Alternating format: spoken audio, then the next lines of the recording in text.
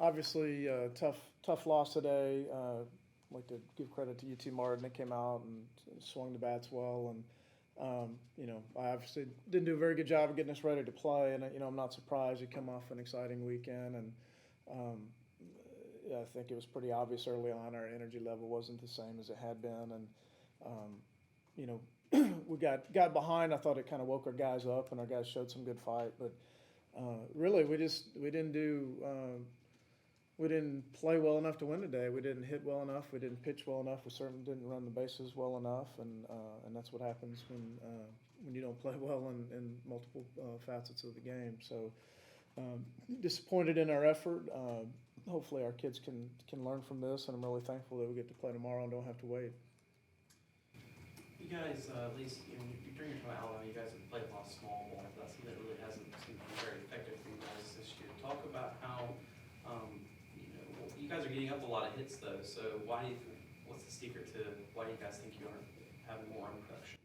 Yeah, we're not stringing our hits together. It seems like they're scattered. We're getting a lot of hits with 2 outs and nobody on base, and we're down 2 starters, and that's opportunity for some other guys, and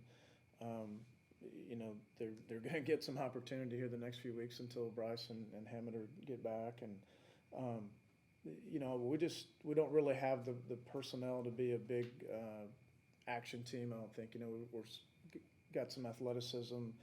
I think we can hit and run some. There's a little bit of short game.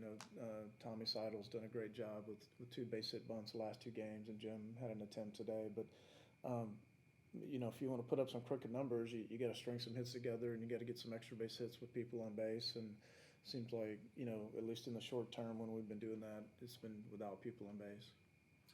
Hagan started today. Was it the plan all along just throw him 2 innings, or do you look back now thinking you would have pitched him a little more with the success he had in the first 2?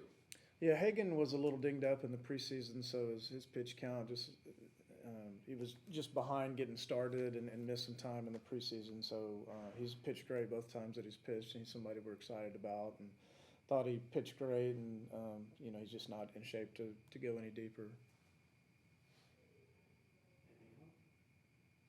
There's a lot of production across the board today. What could the team take out of the series in Austin and this game today and help to build off for the rest of the season?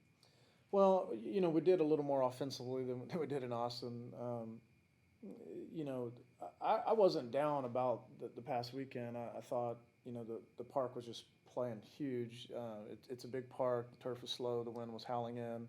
Texas has one of the best pitching staffs in the country. I thought we had more hard contact and more good at-bats than what showed up in the box score.